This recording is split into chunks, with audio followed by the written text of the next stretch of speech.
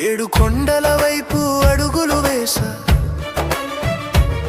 ఏ నమ్మకమో నన్ను నడిపే శ్వాసగా, చెప్పలేని బాధలతో మౌనంగా వచ్చా,